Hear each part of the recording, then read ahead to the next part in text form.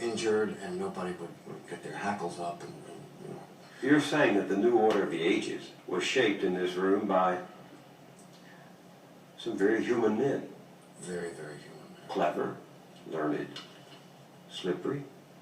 And possessed of a very deep understanding of the nature of the human animal.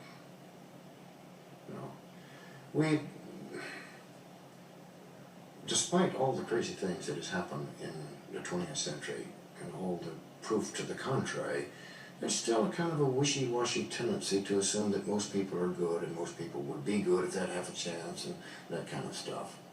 They started with the assumption that, sure, they're good people, but most people are not. Man is a fallen creature, right? Men are not angels. As Madison said, if men were angels, no government would be necessary, right? And you assume that they're not going to be angels, and they didn't behave as angels themselves. They had a practical task to pull off. Which was? Which was to protect liberty by limiting government.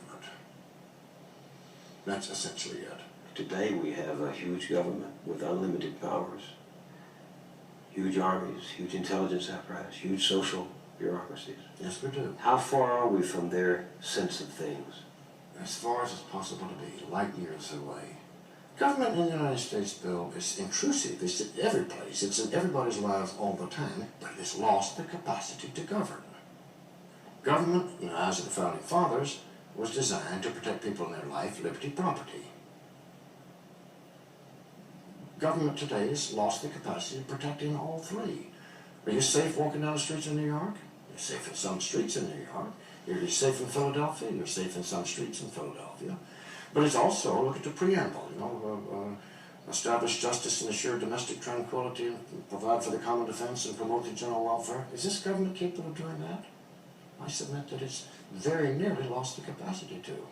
We have a different society, still, don't you think, governed essentially by that document that was drawn up here? Well, less and less. Less and less. I mean, the concept of limited government has gone by the boards. Limited in two senses, which I think were crucial to them, and I think are crucial today. Limited in the sense of, it's got to be by law. These are the things you can do. But limited in the additional sense that there are some things which are outside the capacity of the federal government to do well, because the country is too diverse. And there are some things which are properly outside the province of government at all, which communities can do better, families can do better, individuals can do better. But government has transgressed the lines, has crossed the lines. Perhaps we need another federal convention. No bloody way. There's so much incompetence in this country today that they'd make a horrible bunch of things. I'll tell you what they'll do. And you know, there are people around talking of calling it a constitutional convention. Some people are very serious about it. And they're talking in terms of making it efficient.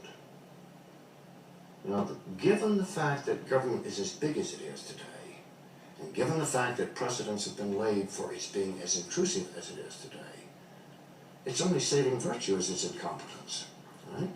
I mean, you make it efficient and they'll come and get you, man. And that's for real.